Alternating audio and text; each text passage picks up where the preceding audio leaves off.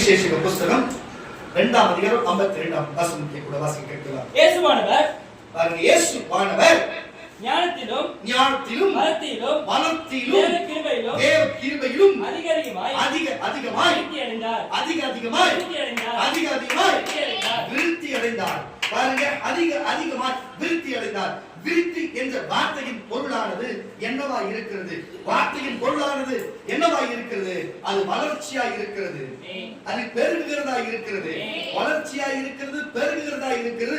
விருத்தி என்ற அர்த்தத்தின் பொருளானது வளர்ச்சியா இருக்கிறது. இல்லை என்று சொன்னால் அது வளர்ச்சி இல்லை பெருகுகிற காரியமா இருக்கிறது. உங்களுக்கு புரிஞ்சிருக்கும், பாயிண்ட் எழுதி வச்சுக்க. ஆனா இன்றைக்கு தேவனாகி கர்த்தர் நமக்கு கொடுக்கப்பட்ட வேதவசனம், நீ விருத்தி அடைய வேண்டும் என்று சொல்லி, அப்போ மறுபடியும் வாசி அந்த வசனத்தை. இயேசுவானவர் ஞானத்திலும், நல்லா கேட்டு, இயேசுவானவர் உலகத்தில் இருக்கிற ஞானத்திலும் வளத்திலும் தேவனுடைய கிருபையிலும் மனுஷனுடைய தயவிலும் அதிகமாய் விருத்தி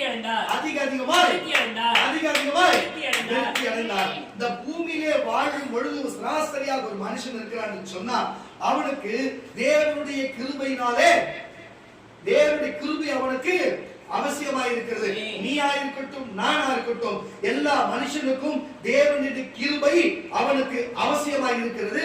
உலகத்தில் இருக்கிற மனுஷனுடைய தயவு அவனுக்கு அவசியமாய் இருக்கிறது. கர்த்தருடைய பிள்ளைகளே, அப்ப மனுஷனுடைய தயவும் அவசியமாய் இருக்கிறது, தேவனுடைய கிருபையும் அவனுக்கு அவசியமா இருக்கிறது. அப்பொழுது அவன் என்னவாகும்? அதிகமாய் விருத்தி அடைவான். அப்ப நீ விருத்தி அடைய வேண்டும் என்று விரும்பினால், நீ விருத்தி அடைய விரும்பினால், விருத்தி அடைய வேண்டும் என்று எண்ணிக்கொண்டாலும் நீ என்ன செய்ய வேண்டும்? தேவனுடைய கிருபை உன்மேல் தங்கியிருக்க வேண்டும். நீங்கள் மனுஷனுடைய தயவு இருக்க வேண்டும்.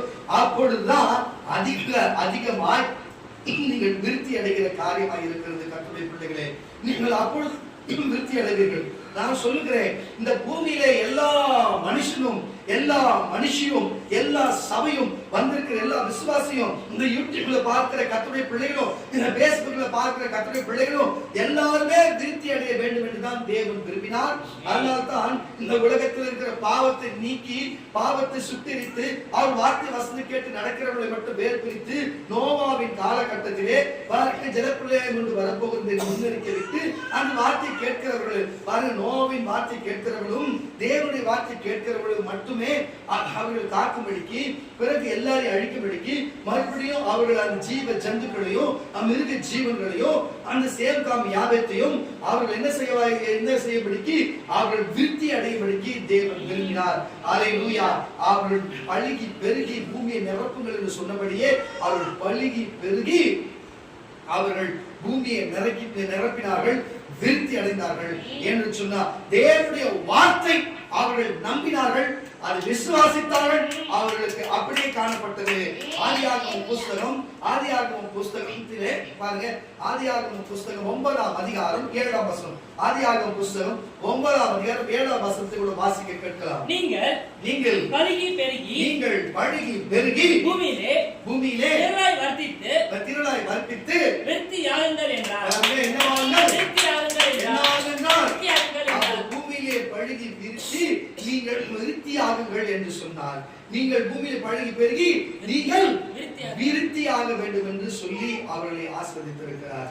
நான் சொல்லுகிறேன், கர்த்தருடைய பிள்ளைகளே, பூமியில எல்லா பொருட்களையும், எல்லா மனுஷர்களையும் எல்லாரையும் ஆண்டு கொண்டு நீங்கள் பழுகி பெருகி பூமியை நிரப்பி நீங்கள் விருத்தியாக வேண்டும் என்று தேவன் விரும்புகிறார். கர்த்தருடைய பிள்ளைகளே, பாருங்க, அங்க எல்லாரும் விருத்தி அடைய வேண்டும் என்று விரும்பினார்னா, இயேசு கிறிஸ்து இந்த பூமியில வருவது, இந்த பூமியில இயேசு கிறிஸ்து வந்தாலும் சரி, தேவ தூதன் வந்தாலும் சரி, மனுஷன் வந்தாலும் சரி, இந்த பூமியில மனுஷனுடைய தயவுக்கு கட்டாயம் அவனுக்கு அவசியமா இருக்கிறது.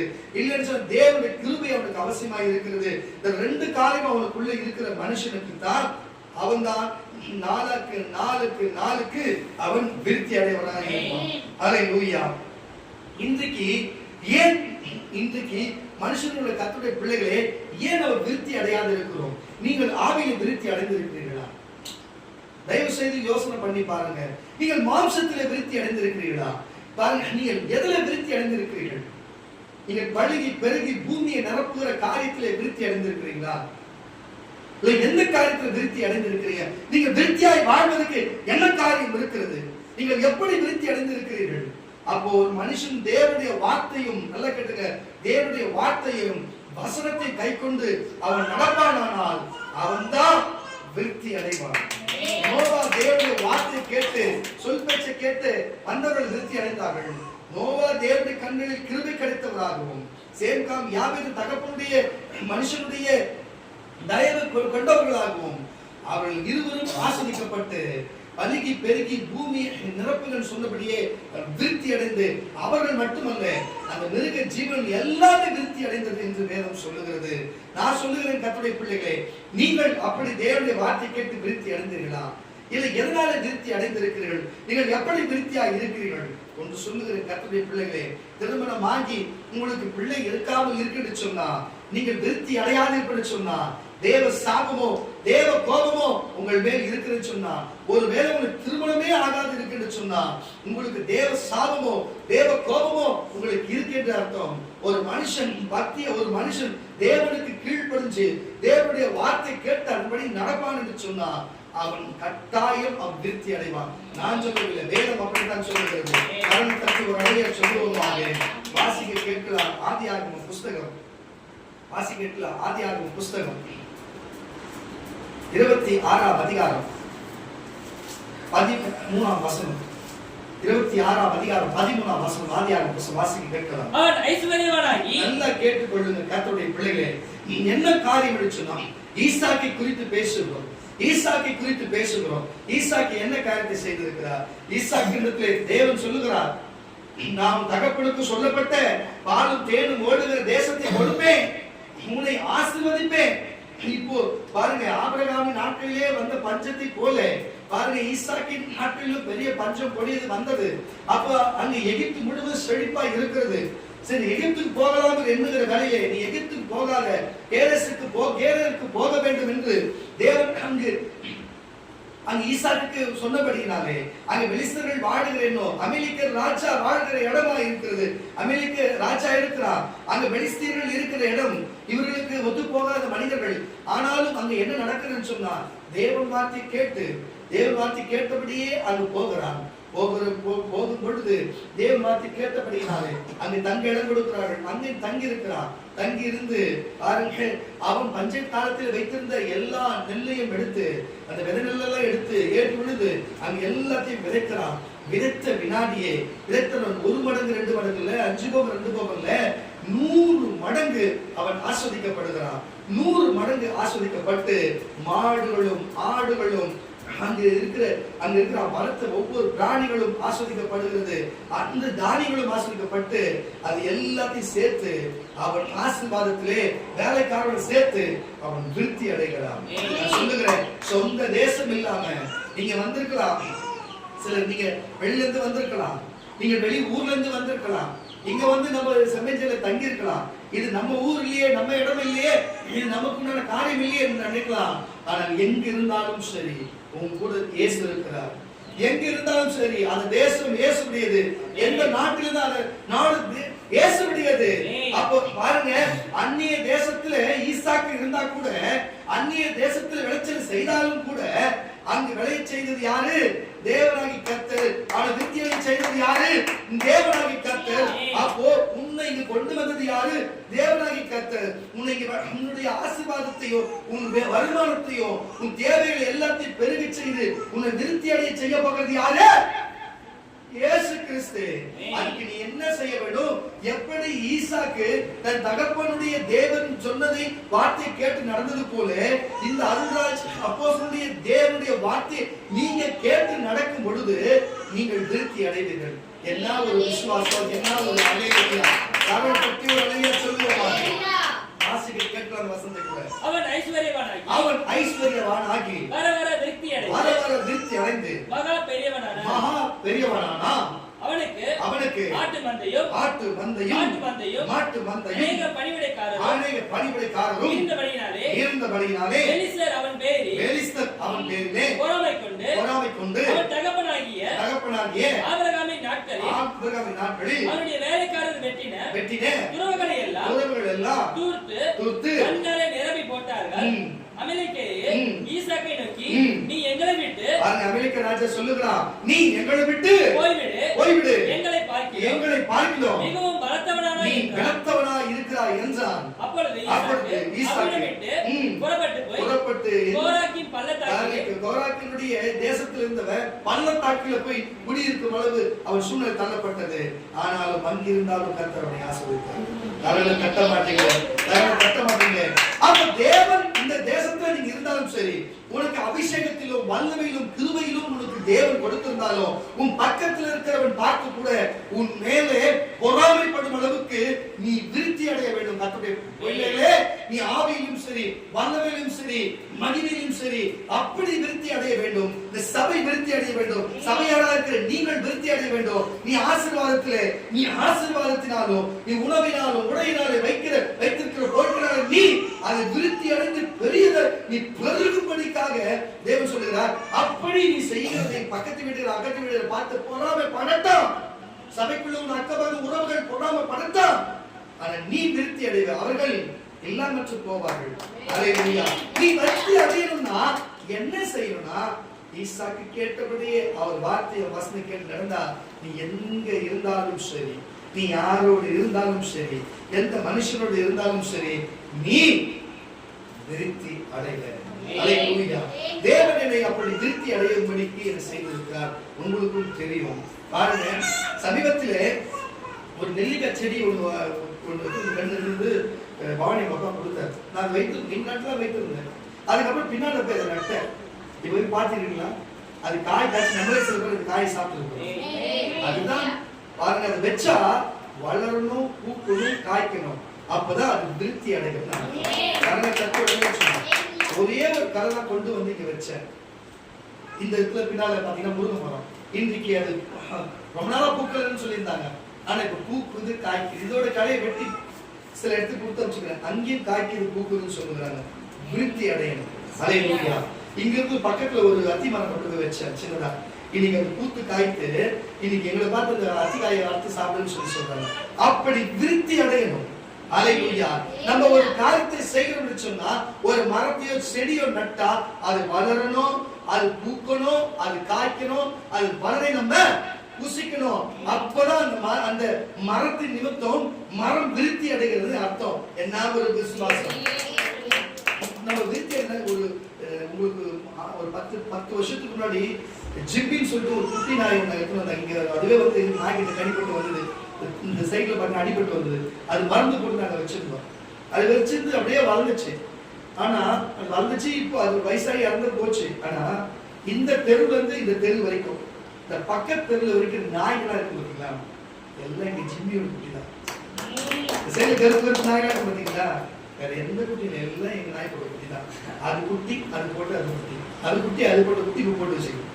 இந்த சைடு ஜூலின்னு ஒன்று இருந்தது, அதுவும் எங்க நாய் போட்ட குட்டி தான். அது குட்டி, அது போட்ட குட்டி இங்கதான் இருக்குது குள்ளமா. இங்க இந்த சைடுல பார்த்தா இங்க சுத்துப்பட்டுல இருக்கிற எல்லா நாயும் எங்க நாய் போட்ட குட்டி தான். எதுக்கு சொல்றா, ஒரு நாய்க்கு ஒரு சோத்தை போட்டா கூட விருத்தி அடைந்து பாருங்க. அதான் சொல்ல வருது. எந்த காரியம் வைத்தாலும், எந்த ஒரு கோழி யாருன்னா கொடுத்தா கூட சரி, அதை வீட்டுல முட்டை போட்டு சொல்லுவாங்க. புறா கொடுத்தாலும் சரி, முட்டை போட்டு சொல்லுவாங்க. அப்படி ஒரு மனுஷனுக்கு கொடுக்கும் பொழுது அது விருத்தி அடையணும். நினைக்கலாம் ஏஞ்சல் கூட புறாவரத்தர் நிறைய வச்சிருக்கிறாரு, அதை விற்கலாம், அது வருமானம் வரலாம்னு சொல்லுது. மனசு வர மாட்டேது. யாரும் ஒண்ணு இல்லை, எல்லாமே வருங்க. கரணம் தட்டி வெளியில சொல்லுங்க. இருக்கிறாங்களா? கரணம் தட்டி வெளியில சொல்லுங்களேன். அப்போ ஒவ்வொரு காரியமும் விருத்தி அடைய வேண்டும். நம்ம ஒரு கையால கொடுத்தா அங்க போய் தொடங்கணும். ஒரு கையில கொடுத்தா அங்க போனா அது குட்டி போடணும். நம்ம கொடுத்தா அது முட்டை போடணும். நம்ம கொடுத்தா அங்க வளர்ந்து பூ பூத்து காய்ச்சி அது கனிகளை திறந்து அது பலனை தரணும். அந்த பலனை தருகிற பேர் சொன்னது விருத்தி அடைகிறது. விருத்தி அடைகிறது பெருகிறது. விருத்தி அடைகிறது இன்னொரு காரியம் சொல்லுங்க, வளர்ச்சி அடைகிறது. காரணத்தற்றவர்கள் சொல்லுவோமாக. அப்ப இந்த மாதிரி காரியங்கள்லாம் விருத்தியினால் தான் உண்டாகிறது. கர்த்தருடைய பிள்ளைகளே, இப்படி செய்ய வேண்டும். இன்னொரு காரியத்தையும் சொல்லுகிறேன். இங்க சகோதரி லட்சுமி அக்கான்னு சொல்லிட்டு நம்ம சபைக்கு வருவாங்க, உங்களுக்கு தெரியும். அவங்களுடைய 2 மகளுக்கு ஏற்கனவே திருமணம் ஆயிருந்தது, குழந்தை பிறக்கல. ஆனா நம்ம கிட்ட வந்து இன்னொரு மகளை கொண்டு வந்து திருமணம் செய்ய வேண்டும் என்று ஒரு சந்தர்ப்ப சூழ்நிலைக்காக பண்ண சொல்லுவாங்க. 40 நம்ம பண்ணி வச்சோம். கல்யாணம் ஃபர்ஸ்ட் கல்யாணம் வந்தது, அதை தாண்டி 1 மாசம் முறையில குழந்தை பிறந்துச்சு. அதுக்கப்புறம் இன்னொரு பொண்ணுக்கு பிளான் பண்ணி வச்சாங்க, அதுக்கு இன்னும் குழந்தை பிறகு. எதுக்கு சொல்றேன்னா, நம்ம திருமணம் நம்ம சபையில் செய்து வைத்தா கூட அந்த வம்சத்துக்கே இனவர்த்தி இல்லைன்னா கூட அவங்க மட்டும் உண்டாகும். அதுதான் விஷயம். ஏற்கனவே முன்னாடி இந்த 2 பேருக்கும் இனவர்த்தி இல்ல, அதுக்கப்புறம் வந்தவங்களுக்கு இன்னும் இல்ல, இதுக்கப்புறம் கர்த்தர் தான். ஆனா நம்ம கல்யாணம் பண்ண வச்சவங்க மட்டும் இருக்குன்னா இதுதான் விருத்தி அடைகிறது. கர்த்தர் விருத்தி அடை செய்கிறார் பாருங்க. அப்போ கர்த்தர் அடியனே கர்த்தர் விருத்தி அடை செய்திருக்கிறார் சொன்னால தான் எனக்கு திருமணமாகி 3 பிள்ளைகள் இருக்கிறது. இனிமே எவ்வளவு பிள்ளைகள் இருக்குமோ அது தேவ செயல். இது எதுக்கு சொல்லுங்கன்னா ஏற்கனவே 3 பிள்ளைகள், அப்ப விருத்தி அடை கர்த்தர் செய்வார். ஏன் உங்களுக்கு சொல்லுகிறேன்னு சொன்ன கர்த்தருடைய பிள்ளைகளே, தேவன் ஒரு மனிதனை ஆசீர்வதிக்கிறார் என்று சொன்னா ஈசாக்கை ஆசீர்வதித்தார், அவன் விருத்தி அடைந்தான். ஆடுகளும் மாடுகளும் வேலைக்காரர்களும் அப்படியே எல்லாமே அவனுக்கு இருந்தது. அவனை பார்த்து மற்றொரு பொறாமை பக்கத்தக்க அப்படிப்பட்ட காரியம் நடந்தது. அவன் ஒதுக்கி வைத்தால் கூட பள்ளத்தாக்கிலே அனுப்பிவிட்டாலும் கூட அங்கிருந்து கர்த்தர் ஆசீர்வதித்தார். கையில் இருப்பை போட்டும் அவன் கையில் இருக்கிற விதநெல்லை சாப்பிட்டு பச்சை என்று வந்து விதநெல்லை போட்டா விதை போய் தண்ணியில் விழுந்துச்சு, மலராத மலட்டாய் போச்சுன்னா அந்த வேலைக்கு சாப்பிட கூட முடியாது. புரியுதா இல்லையா? அந்த விதை தைரியமாய் தேவன் நம்பி போட்டு கொடுத்தோம் 100 மடங்கு பலனை கொடுத்து அவன் விருத்தி அடியை கர்த்தர் செய்வார் என்று சொன்னார். இன்றைக்கு நான் சொல்லுகிற கர்த்தருடைய பிள்ளைகளே, ஈசாக்கு தன்னுடைய தேவன் வெள்ளத்துக்கு போ எதுக்கு நான் சொல்லுகிறேன்னு சொன்னா பாருங்க, அன்றைக்கு நோவா வந்து தேவனுடைய வார்த்தைய வசனத்தை கேட்டு அவர் சன்னதி முழுவதுமே விருத்தி அடைந்தது. ஆனா ஈசாக்கு அவருடைய வார்த்தை கேட்டு அந்த சன்னதி முழுவதும் ஆசீர்வதிக்கப்பட்டது, ஆசீர்வாதத்துல விருத்தி அடைந்தது, இங்க பலுகி பெருகி விருத்தி அடைந்தது. ஆக மொத்தத்துல 2 விருத்தியான காரியங்களும் தேவனுடைய வார்த்தை கேட்டுதான் நடந்தது. கர்மம் தச்சவர்கள் சொல்லுங்க. அப்ப ஒரு மனுஷனுடைய வார்த்தையை தேவன் கேட்டாலும், தேவன் வார்த்தையை மனுஷன் கேட்டாலும், தேவனுடைய கிருபை ஒரு மனுஷன் மேல் இருந்தாலும், மனுஷனுடைய தேவ ஒரு மனுஷன் மேல் இருந்தாலும், அப்ப அவன் செய்கிற காரியம் எல்லாம் விருத்தி அடைகிறது. அல்லேலூயா. எப்பொழுதுமே நான் பார்த்த வரைக்கும் எந்த கோழி வாங்கினாலும் எந்த ஒரு பொருளாலும் சரி, எனக்கு முட்டையே போட மாட்டேன்னு சொல்லுவாங்க. என்கிட்ட கொடுப்போம், வீட்டில் வந்து முட்டை போட்டோம், எடுத்து ரெடி பண்ணணும், முட்டை போட்டோம். வயசானதுப்பா கோழி வேலைக்கு ஆகாது, அதை வச்சு பிரீட் எடுக்க முடியுமா, நல்ல கோழின்னு சும்மா கொடுப்பாங்க. வீட்டில் வந்து பார்த்து ட்ரை பண்ணா முட்டை போட்டோம். அது வந்து நீங்க நினைப்பீங்க என்னாலும் அப்படி இல்லை. நாம் எது செய்தாலும் ஜெபிக்கிறோம். ஜெபிக்கும் பொழுது கர்த்தர் செய்கிறார், அதை அங்கீகரிக்கிறார். எல்லாரும் தான் ஜெபிக்கிறாங்க இல்லைன்னு சொல்லவில்லை, எல்லாருக்கும் நடக்குதா, எல்லாரும் செய்யறாங்க, எல்லாருக்கும் நடக்குதா. அல்லேலூயா. நம்ம எதை தொட்டாலும் சரி, எதை தொட்டாலும் சரி, கர்த்தர் எல்லாத்திலும் அதிகமாய் விருத்தியாக கர்த்தர் வைத்திருக்கிறார். அல்லேலூயா. ஏன்னா ஒரு வார்த்தை கேட்கிறோம், வசனத்தின்படி நடக்கிறோம் என்பதனால நான் உங்களுக்கு சொல்லுகிறேன் கர்த்தருடைய பிள்ளைகளே, நீங்கள் அப்படி விருத்தி அடைந்திருக்கிறீர்களா? உங்க வாழ்க்கையில நீங்கள் ஆசீர்வாதத்தினாலும் ஐஸ்வர்யத்தினாலும் விருத்தி அடைந்திருக்கிறீர்களா? ஆவியினாலும் வல்லமையினாலும் கிருபையினாலும் தேவனுடைய தயவினாலும் நீங்கள் விருத்தி அடைந்திருக்கிறீர்களா? தயவு செய்து புரிஞ்சு கொள்வது கர்த்தருடைய பிள்ளைகளே, நீங்கள் ஈசாக்கை பாருங்கள். நீங்கள் விருத்தி அடைய வாசிக்க கேட்க உபாகத்தின் புஸ்தகம் 6ஆம் அதிகாரம் 3ஆம் வசனம், உபாகத்தின் புஸ்தகம் 6ஆம் அதிகாரம் 3ஆம் வசனத்தை வாசிக்க கேட்கலாம். சீக்கிரம். இஸ்ரவேலே நீ நன்றாய் இருப்பதற்கு நல்லா கேட்டுக்க. இன்னைக்கு நான் சொல்ற வார்த்தைனா அவர் வார்த்தையும் வசனத்தை எவன் கேட்கிறானோ அவன் தான் விருத்தி அடைவான். பாருங்க, விருத்தி அடைந்தவர்களுடைய வாழ்க்கை பார்ப்போம். வாசி. இஸ்ரவேலே நீ நன்றாய் இருப்பதற்கு உன் பிதாக்களின் தேவனாகிய கர்த்தர் உனக்கு சொன்னபடி பாலும் தேனும் ஓடுகிற தேசத்திலே நீ மிகவும் விருத்தி அடைவதற்கு அவைகளுக்கு செவி கொடுத்து, அவை அவருடைய வார்த்தை வசனத்துக்கும் செவி கொடுத்து அவைகளின்படி செய்ய நீ சபதமாயிரு.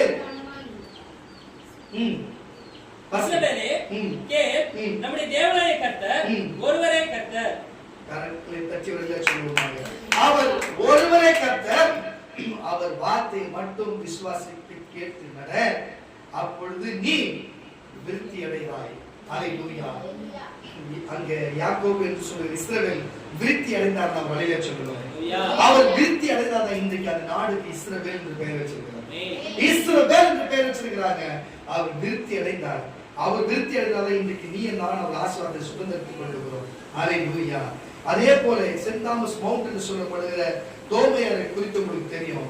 தேவனுடைய வார்த்தை கேட்டு நடந்து வந்தனால இன்றைக்கு ஒரு மலைக்கும் சுற்றுப்புறத்துக்கும் அவர் பேர் சூட்டுறாரு சொன்னா நல்லா புரிஞ்சு கொள்ளுங்க.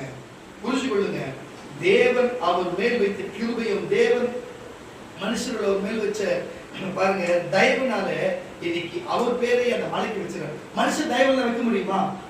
சொல்லுங்க, தேவனுடைய கிருபையில இருக்க முடியுமா? ரெண்டுமே அவருக்கு இருந்ததுனால இனி Saint Thomas Mount, Saint Thomas Road, Saint Thomas Street சொல்லி எல்லா இடத்துலயும் இருக்குன்னு சொன்னா அவர் விருத்தி அடைந்திருக்கிறார். இன்றைக்கு அவர் பேரை சொல்லி சொல்றேன்னா அவர் விருத்தி அடைந்தால்தான், ஆகிய விருத்தி அடைந்தால்தான், தேவனுடைய கிருபையினாலும் மனுஷனுடைய தயவுனாலும் இருந்தனால்தான் அவர் பேர் இன்னைக்கு பயன்படுத்தப்படுகிறது. காரணம் தட்ட மாட்டேங்க, சொல்ல மாட்டேங்க.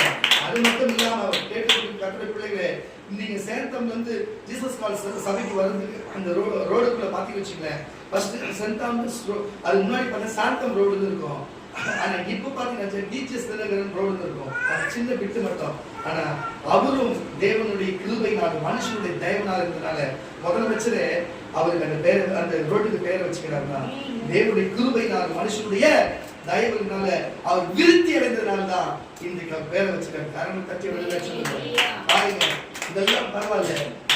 தாவீதும் இப்படிதான் தேவனுக்கு கீழ்ப்படிஞ்சு தேவனுடைய வார்த்தைப்படி கேட்டு தேவனுக்காக ஓடினபடியினாலே, தேவனுக்காக ஓடினபடினால தேவன் அப்படிப்பட்ட காரியத்தை அவருக்காக தன் நகரத்துக்கும் தன் ஊருக்கும் அவர் பேரே வைத்தார் என்று வேதம் சொல்லுகிறது. 2 சாமுவேல் புஸ்தகம் 5ஆம் அதிகாரம் 10ஆம் வசனம். 2 சாமுவேல் புஸ்தகம் 5ஆம் அதிகாரம் 10ஆம் வசனம் கூட வாசிக்க கேட்கலாம். தாவீது நாளுக்கு நாள் விருத்தி அடைந்தார். தட்டி வரல சொல்லுங்க. தாவீது நாளுக்கு நாள் விருத்தி அடைந்தார். சேனைகளின் தேவனாகிய கர்த்தர் அவரோடு கூட இருந்தார். அதை முன்னாடி வசனமாசி. அந்த கோட்டையிலே நல்ல கேட்டுங்க, அந்த கோட்டையிலே தாவீது வாசம் பண்ணி அதற்கு தாவீதின் நகரம் என்று பெயரிட்டு மில்லோ என்னும் சாந்தோங்கி உட்புறம் மட்டும் சுற்றிலும் இருக்கிற மதிலை கட்டினார். போதும், கரண தச்சுவரல்ல சொல்லுவாங்க. அப்ப தாவீது தேவன் அவரோடு இருந்தபடியினாலே அவர் வர வர விருத்தி அடைந்தார்.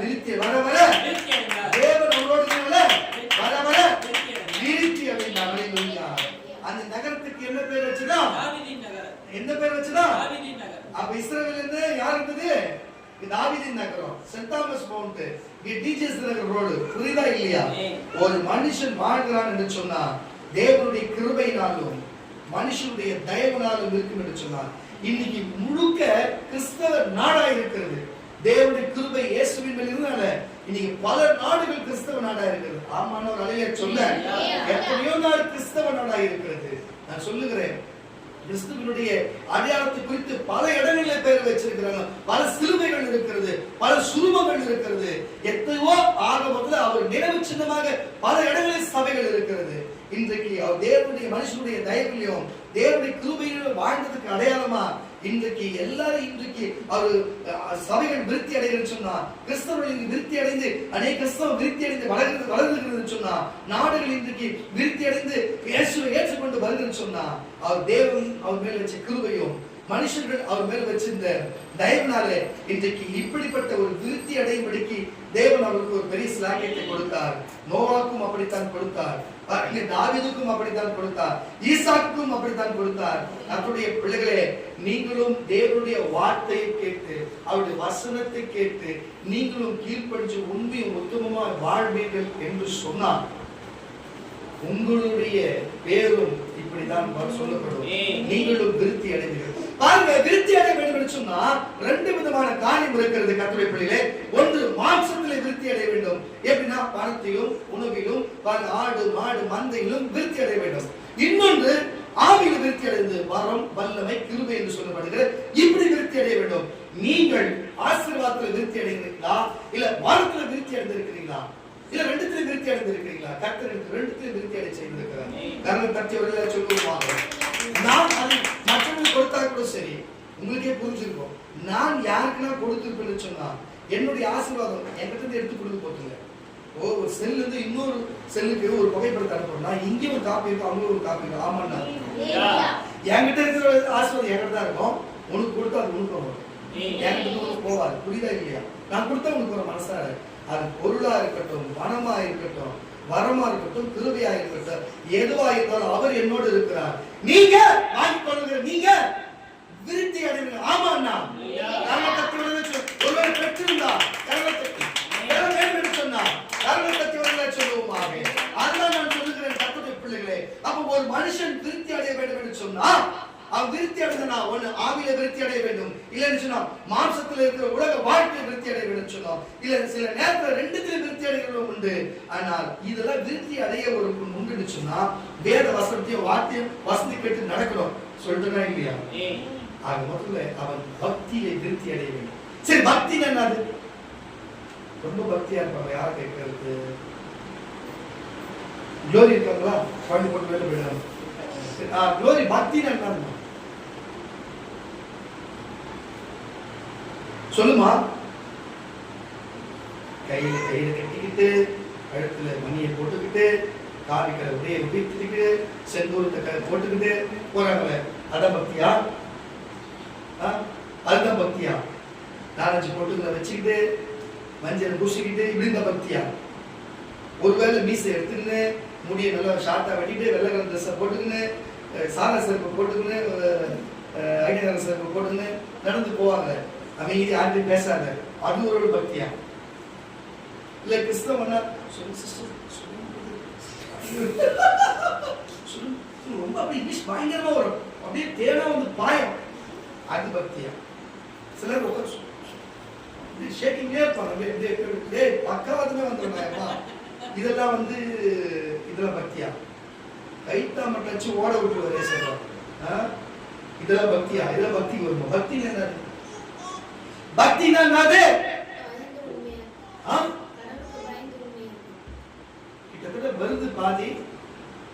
சரி, இப்போ ஒரு நடிகர் இருக்கலாம்னு வச்சுங்க, அவர் பார்க்கணும்னு ஒரு ஆர்வம் இருக்கணும், வரையில சொல்லுங்க.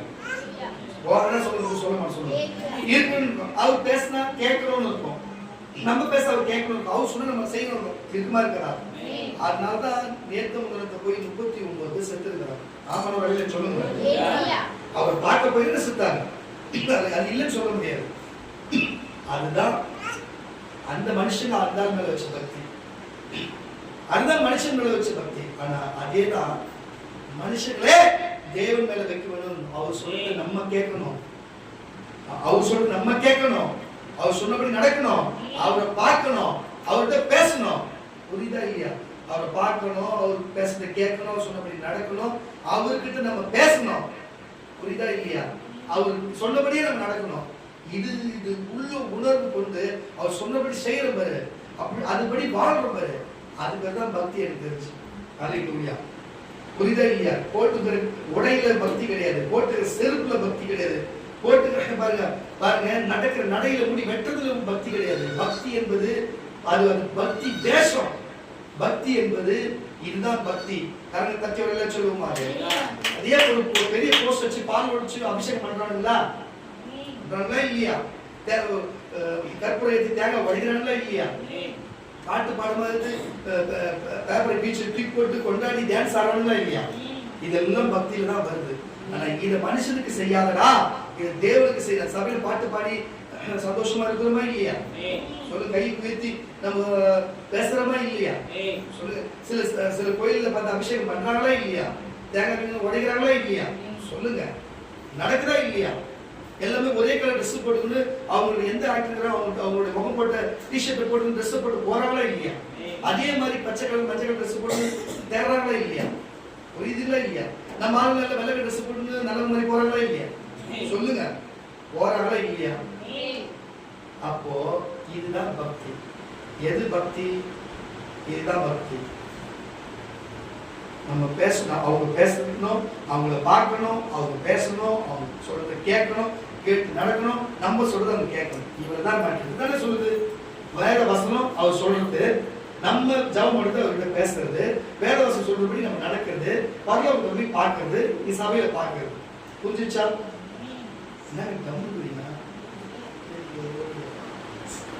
இதுதாங்க பக்தி. அப்போ ஒருத்தன் பக்தியா இருக்க வேண்டும் என்று சொன்னா, அப்போ ஒருத்தன் பக்தியா இருந்தா, முதல் தேவனுடைய கிருபை அவன் மேல இருந்தா, மனுஷனுடைய தயவு இருந்தா, அப்ப அவன் பக்தியா இருந்தா தேவனுடைய கிருபை வந்துடும். அப்போ மனுஷனுடைய தயவு வந்துடும். அப்போ அவன் பழுகி பெருகி அவன் அல்லேலூயா கரத்தை தட்டி வரல சொல்லுங்களேன். அப்போ பாருங்க, ஒருத்தர் மனுஷன் பக்தியா இந்த வார்த்தையை கேட்டா தேவனுடைய கிருபை அவன் மேல வந்துடும், மனுஷன் தயவு வந்துடும். அவன் என்ன ஆவா? நாளுக்கு நாள் விருத்தி அடைவான், நாளுக்கு நாளே விருத்தி அடைவான். அப்ப நீங்க இன்னைக்கு விருத்தி அடைஞ்சிருக்கிறீங்களா, விருத்தி அடையாம இருக்கிறீங்களா? நீங்க விருத்தி வாழ்க்கையில விருத்தி அடைஞ்சிருக்கிறீங்களா, திருமணம் ஆகாது இருக்கிறீங்களா, திருமணமாகி பிள்ளை பெறாது இருக்கிறீங்களா, இல்ல நீங்க செய்கிற காரியம் ஒண்ணு கூட விலகாது இருக்கிறதா, நீங்க ஜபித்தா ஒருத்தரோட வச்சுக்கப்படலையா, நீங்க ஜபித்தா ஜபம் கேட்கப்படலையா, நீங்க சுவிசேஷம் சொன்னா எவனும் கேட்கப்படலையா, நீங்க ஆவி பெற்றிருக்கிறீங்களா, இல்ல அனிபாஷை பெற்றிருக்கிறீங்களா, இல்ல வித்தியாச வர பெற்றிருக்கிறீங்களா, நீ வரத்தை பெற்றிருக்கிறியா, நீ யார், நீ யார், நீ என்ன செய்திருக்கிற, உன்னை யோசித்து பார். நீ விருத்தி அடைந்திருக்கிறாயா இல்லையா என்று உன்னை சோதித்து பார். நீ விருத்தி அடைந்திருக்கிற, விருத்தி அடையாயா இல்ல விருத்திய அடையாத மனத்து தன்மையாய் போவாயா என்று நீயே ஒரு சோதிச்சு அறிஞ்சுக்கொள். உன் நிலை என்ன இப்ப இந்த நிமிஷத்துல, உன் நிலை என்ன, நீ என்ன யோசனை பண்ணி கொண்டு வந்திருக்கிற, நீ என்ன செய்ய போற, என்ன செய்கிற? ஒரு மன கூட்டத்துக்கு வரியா, ஒரு மன கூட்டம் கரெக்டா நடத்துறீங்களா, ஒரு மன கூட்டத்துக்கு வரீங்களா சொல்லுங்க. உபவாச கூட்டத்துக்கு கரெக்டா நடத்த வரீங்களா, இல்ல உபவாச கூட்டத்தை ஒழுங்கா நடத்துறீங்களா? யோசித்து பார். ஞாயிற்றுக்கிழமை சபைக்கு ஆராதனைக்கு வரீங்களா, இல்ல ஒழுங்கா நடத்துறீங்களா? வெள்ளிக்கிழமை கூட்டத்துல வந்து ஊழியம் செய்றீங்களா, சுவிசேஷம் சொல்லி மக்களை கொண்டு வரீங்களா, இல்ல வராது இருக்கிறீங்களா? யோசனை பண்ணி பார். நீங்க விருத்தி அடைகிறீங்களா, இல்ல விருத்தி அடையாத போகிறீங்களா? ரெண்டு காரியம் இருக்கிறது. பணம், உணவு, உடை, வருமானம், ஆடு மாடு வந்தை இந்த ஆசீர்வாதத்திலே விருத்தி அடைகிறது ஒரு காரியம்.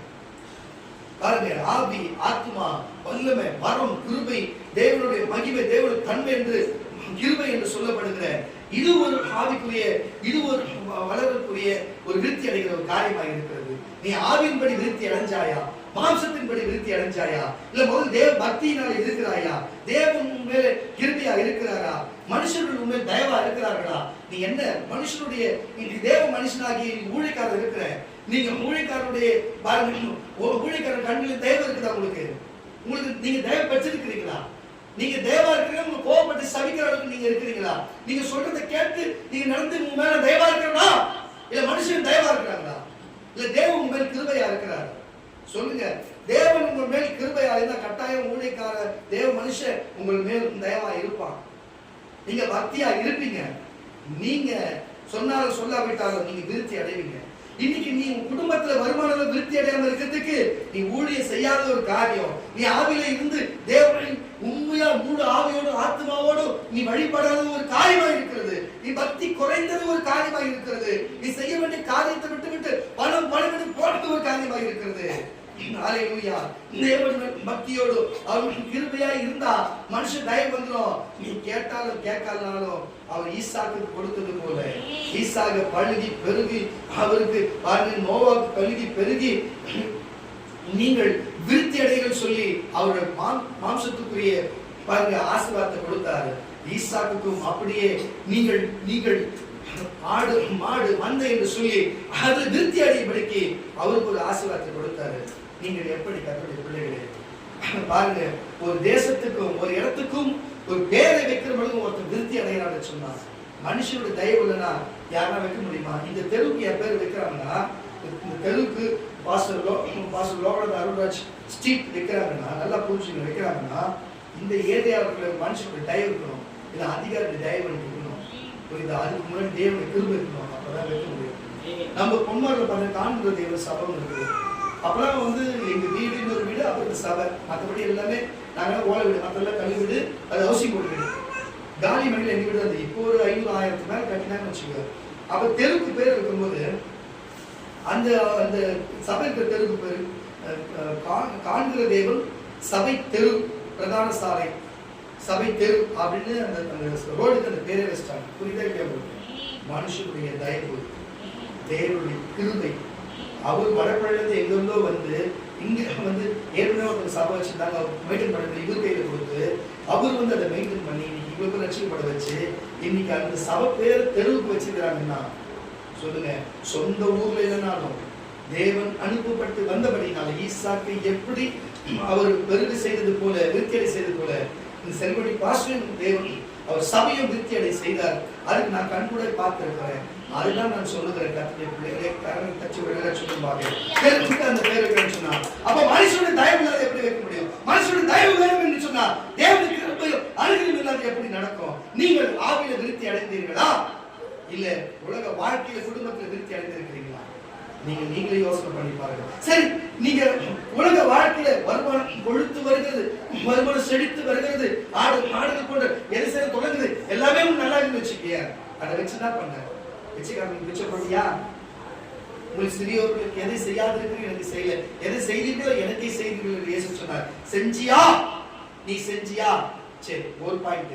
இன்னொரு பாயிண்ட், சபைக்கு இயேசு தலையா இருக்கிறார். எது? இந்த சபைக்கு இயேசு தலையா இருக்கிறார். அப்ப இயேசு தானே இந்த சபை. அப்ப செய்யணும், இயேசுக்கு செய்யணும்ல. ஒண்ணு யாருக்கு? பிச்சைக்காரனுக்கு செய்யணும், இல்லைன்னா சபைக்கு செய்யணும். ரெண்டே காரணம், யாருக்கும் செய்ய வேண்டிய அவசியமே கிடையாது. ஒண்ணு பிச்சைக்காரனுக்கு, உண்மையா பிச்சை பெற்று கஷ்டப்படுறவனுக்கு, இல்லைன்னா சபைக்கு தலையாகிறார் கிறிஸ்து. இந்த சபைக்கு அவர்தான், இங்க சரீரமே அவர்தான். ரெண்டு காரியத்தை செய்யணும். நீ ஆசீர்வாதமா இருந்தியே, நீ ஆசீர்வாதத்தால நீ பெருகப்பட்டிய, நீ விருத்தி அடைஞ்சிய, எதனால சபைக்கு செஞ்சியா? ஊழியக்காரனுக்கு செஞ்சியா? இந்த சபை வளர்ச்சிக்கு செஞ்சியா? இந்த சபை கட்டுமானத்துக்கு செஞ்சியா? இந்த வளர்ச்சிக்காக, ஜனங்க வரத்துக்கு பிரோஜனம் உண்டாக ஒரு டீ காப்பிக்கோ, ஒரு கூல் ட்ரிங்க்ஸ்க்கோ, ஏதோ சாப்பாட்டுக்கு எதனால செஞ்சியா? நீ செஞ்சியா? இதுவரை செய்யாத எப்படி நீ விருத்தி அடைவ? கொஞ்சத்தில் ஒன்று அநேகத்தில் அதிகாரியாக வைக்கிற தேவன், நீ கொஞ்சம் விருத்தி வரும்போதே நீ அதிகமா செஞ்சா, வர வர விருத்தி அடைந்து கொண்டே போ. செஞ்சியா? சரி. நீ ஆவிக்குரிய வார்த்தையும் கிருபை பெற்றுக் கொண்டிருக்கிற, நான் ஆவியில விருத்தி அடைந்து சொன்ன ஒரு அலையில சொல்ல அப்படின்னு சொல்லுங்க. சொல்ல மாட்டீங்க. அப்போ நீ ஆவிக்குரிய வரம் பெற்று, நீ ஆவியும் வல்லமையும் அந்நிய பாஷை பெற்று, பரிசுத்தாவி பெற்றவர்களும் உண்டு. அது பெற்றவங்க உடனே அந்நிய பாஷை பெற்றவர்களும் உண்டு. நீங்கள் வரம் பெற்றவர்களும் உண்டு. அந்த வரத்தை வச்சு ஒரு சுவிசேஷம் சொல்லி சபைக்கு ஒரு ஆத்மா கொண்டு வந்தியா? ஒரு குடும்பத்தை கொண்டு வந்தியா? ஒரு நோயாளிக்கு ஜெபித்து நீ சபைக்கு வந்து நீ ஜெபித்துன்னு சொல்லி கூப்பிட்டியா? உன்னால ஒரு குடும்பம் வருதா? உன்னால ஒரு குடும்பம் வந்து வாழ்தா? உன்னால ஒரு குடும்பம் நல்லா இருக்குதா? உன்னால ஒரு குடும்பம் விருத்தி அடைதா? அந்த விருத்தி அடைய செய்த நிமித்தம் நீ விருத்தி அடைவியா? உன்னால குடும்பங்கள் கெட்டு போனதா உண்டு. உன்னால சபைக்கு வராத ஆத்மா நின்று போனதா உண்டு. எத்தனையோ குடும்பங்களும் எத்தனையோ ஜனமும் வராது போனதா உண்டு. இன்னைக்கு காலி ஆகிறதுக்கு விசாசு பாதி காரணம் சொன்னா 35 மடங்கு நீதான் காரணம். தயவு செய்து சொல்லுகிறேன், நம்ம செய்ததை இந்த தப்பு நம்மளே உணர்ந்து அது பிராட்சித்தமா தேடிக்கொள்ள வேண்டும். நீங்கள் ஒண்ணு வரத்திய வல்லமை கொடுத்த தேவனுக்கு, இந்த ஊழியம் செய்கிறவங்களா இருந்தாலும் விசுவாச மக்களா இருந்தாலும், நீங்கள் ஆவியிலே பெற்றுக்கொண்டு ஆவியிலே விருத்தி அடைந்தவர்கள் உண்டு என்று சொன்னா, நீ சுவிசேஷம் சொல்லி அவங்களுக்கு ஜபம் பண்ணி, வீட்டுல ஜபம் பண்ணி, அவங்க கை வச்சு ஜபம் பண்ணி சபை கொண்டு வந்து விட்டவர்கள் உண்டா? அப்ப நீ எப்படி விருத்தி அடைவ? நீ நல்ல குடும்பமே வேலைக்கு போகுது. வேலைக்கு போன காலத்துல ஒரு 4 பேர் குடும்பத்துல வேலைக்கு போறாங்க. ஒரு நாள் இந்த சபைக்கு எதாவது ஒண்ணு செஞ்சிருப்பியா? இந்த ஊழியக்காரன் வீட்டுக்கு எதாவது ஒண்ணு செஞ்சிருப்பியா? ஊழியக்காரனுடைய தயவு, மனுஷனுடைய தயவு வேணும். எத்தனை நாள் நான் ஜபம் பண்ணிருக்கோம். குடும்பம் நல்லா இருக்கணும், எவ்வளவு பிரச்சனைக்கு நாங்க ஜபம் பண்ணிருக்கோம். நீங்க நல்லா இருக்கீங்கன்னா ஜபம் பண்ண ஜபம் தான். ஊழியக்காரன் தயவு உங்களுக்கு இருந்துச்சா? தேவனுடைய கிருபை இருந்துச்சா உங்களுக்கு? அப்படி ரெண்டு இருந்தாதான் நீ பக்தியா இருப்ப. பக்தியா இருந்தாதான் நீ வர வர விருத்தி அடைக்க. விருத்தி கொடுப்பாரு. நீ செய்யறதுன்னா ஆகும், இருக்கிறது அப்படி நின்றுடும். புரியுதா இல்லையா? விதை போட்டா தண்ணி ஊற்றா வளரும், ஆனா பூக்காது காய்க்காது. ஒரு வாட்டி காய்ச்சல் நின்றுடும். ஆமாவா இல்லையா? மறுபடியும் அதுக்கு என்ன பண்ண? எருவு போட்டு தண்ணி ஊற்றி மருந்து ஊற்றி யூரியா போட்டு அது மறுபடியும் வளர்க்கணும், திருப்பியும் பூக்கும் காய்க்கும். ஆனா உங்களுக்கு யூரியா போட போறது யாரு? உங்களுக்கு தண்ணி ஊற்ற போறது யாரு? உங்களுக்கு உரம் போட போறது யாரு? நீங்களே புரிஞ்சுக்கொள்ளுங்க கர்த்தருடைய பிள்ளைகளே. 2 விதமான மக்கள் நம்ம சபையில இருக்கிறீங்க. இதை டிவியில பார்க்க மக்கள் இருந்தீங்க. எப்படியும் நீங்க நாளைக்கு பார்ப்பீங்க, நாளைக்கு இதை போய் பார்ப்பீங்க. பார்க்கும் பொழுது இதை பார்க்குற நாளைக்கு பார்க்குறவங்களுக்கு சொல்லுகிற சபைக்கு வராதவங்க பார்ப்பீங்க. அப்போ ஐயோ நம்ம நல்லா இருக்கும்போது சபைக்கு செய்யலையே, நீ கெட்டு வந்துருக்கிறோமே. நல்லா இருக்கும்போது செய்யலையே, அப்ப ஆவியில பலனா இருக்கும்போது செய்யலையே, இன்னைக்கு நம்ம கெட்டு வந்திருக்கிறோம் என்று நீங்க வேதனைப்படுவீங்க. ஆனா தேவனுக்கு எல்லாத்தையும் கொடுத்து விருத்தி அடை செய்தாலும் சரி, நீங்கள் விருத்தி அடையாது இப்படி இருக்கிறீங்களே கர்த்தருடைய பிள்ளைகளே, தயவு செய்து கொஞ்சம் மனசாட்சியோடு யோசித்து பாருங்க, மனசாட்சியோடு சிந்திச்சு பாருங்க கர்த்தருடைய பிள்ளைகளே. வாசிக்க கேட்க நீதிமொழிகளின் புஸ்தகம் 9ஆம் அதிகாரம் 9ஆம் வசனம். வாசிகள் நீதிமொழிகளின் புஸ்தகம் 9ஆம் அதிகாரம் 9ஆம் வசனம் கூட. ஞானம் உள்ளவனுக்கு போதகம் பண்ணு. நல்லா கேட்டுங்க, நீங்க எல்லாம் ஞானம் உள்ளவர் என்றும் பரிசுத்தம் உள்ளவர் என்றும் உத்தமர்கள் என்றும் நல்லவர்கள் என்றும் நான் போதகம் பண்றேன். நீங்க ஆமான ஒரு கரத்தத்தை வெளியில சொல்லுங்க. கரையை தட்டி எல்லாம் வாசிப்பாங்க. ஞானம் உள்ளவனுக்கு போதகம் பண்ணு. போதகம் பண்ணு. தேவன் சொல்ற போதகம் பண்ணு. அவன் ஞானத்தில் தேறுவான். அவன் ஞானத்தில் தேறிவான். நீதிமானுக்கு உபதேசம் பண்ணு. அவன் அறிவிலே விருத்தி அடைவான். அவன் அறிவிலே விருத்தி அறிவிலே நீ அறிவிலே தேவனை அறிகிற அறிவிலே நீ விருத்தி அடைந்து வளர்ந்துனே போனோம். இன்னைக்கு பரிசுத்தாய் பெற்றவன், அந்நிய பெற்றவன், அதுக்கப்புறம் பாத்தீங்கன்னா சுவிசேஷம் சொல்லுகிற வரோம், தீர்க்கதரிசனம் வரோம், சுகமளிக்கிற வரோம், பாருங்க அப்படிப்பட்ட ஒவ்வொரு அற்புதம் செய்கிற வரோம் பாருங்க, ஆவி பகுத்தறிகிற வரும், வியாக்கியானம் பண்ணுகிற வரம் என்று சொல்லிக்கொண்டே அப்படி சொல்லிக்கொண்டே 9 வார்த்தை சொல்லிக்கொண்டே போகலாம். ஹல்லேலூயா. அவர் விருத்தி அடையும். எல்லாருக்கும் அப்போஸ்தலர் 9 வரம், எலியா 7 வரம், எலிசா 7 14 எலிசாவுக்கு பெற்றார்கள் நம்ம பார்த்திருக்கோம். ஆனா வேதம் சொல்லுது புதிய ஏற்பாடு பழைய ஏற்பாடு சேர்த்தா பாருங்க 29 வரங்கள் இருக்கு. நம்ம எல்லாம் 9 வரம் நினைச்சிருக்கோம், புரியுதா இல்லையா? 29 வரங்கள் நம்ம வேதத்துல கொடுக்கப்பட்டிருக்கிறது சபைக்கும் சபை போதகருக்கும். அப்போ நீங்க ஒவ்வொரு நாளும் இன்னைக்கு சில பேர் அபிஷேகத்தை பரிசுத்த ஆவி பெறாத இருக்கிறீங்களே, உங்களுக்கு வெக்கமா இல்லை? பரிசுத்த ஆவி பெறாத நீங்க இருக்கிறீங்களே, எப்படி இது? சரி, பரிசுத்த ஆவி பெற்று இருக்கிறீங்க, அந்நிய பாஷை பெறாத இருக்கிறீங்களே, என்ன இது சொல்லுங்க? அப்படி இருந்துட்டா போதுமா? அடுத்த தீர்க்கதரிசனம் வரும், அடுத்தது சுகமளிக்கிற வரும், அப்படி தொடர்ந்து போய்கிட்டே இருக்கணுங்க. ஒரு ஆலோசனை சொல்லுகிற வரும், மீட்கிற வரும், பாடுற வரும், பாருங்க வாசிக்கிறான், பாருங்க வாசிக்கிறான் பாத்தீங்களா? அதெல்லாம் ஒரு வரங்க. கார்த்திகை இருக்கிறவங்க போயிட்டா அதெல்லாம் ஒரு வரம் இருக்கிற மட்டும் வாசிக்க முடியும். நான் இருக்க என்னால வாசிக்க முடியாது, முடியாது. விக்கியும் மணி இருக்கிறான், அவன் ஏற்கனவே வாசிச்சிருக்கான், அவன் என்னால வாசிக்க முடியாது. அவன் வந்து வாசான நானும் வந்து கையில உட்காரு, புரியுதா இல்லையா? அவன் கையில அந்த வரல நானும் உட்காரவே அவன் வாசிக்கிறான். எப்படி இருக்குதா இல்லையா? வேற யாரும் வாசம் வருதா? இருக்கா இல்லையா? இல்லையா? எதுக்கு இதை சொல்றேன்னா, அப்படி இந்த மற்ற வாச வருதா வராது. எதுக்கு இதை சொல்லுகிறேன்னா, கர்த்தருடைய பிள்ளைகளே, அப்போ அந்த வரத்தை கொடுத்திருக்கிறாரு, நமக்கு அது கொடுக்கல. அது போல வளர விருத்தி ஆகணும். கர்த்தருடைய பிள்ளைகளே, வர விருத்தி ஆகணும். அப்படியே மக்கு சாம்பிராணி ஏற்கனவே இருந்தது புதைச்சிடக்கூடாது. மணியும் நல்லா வாசிச்சுதான், இப்ப சுத்தமா வாசி டங்கிட்ட இவ்வளவுதான், அதுக்கு மேல போக மாட்டான், கீழே இருக்க மாட்டான். என்ன இது?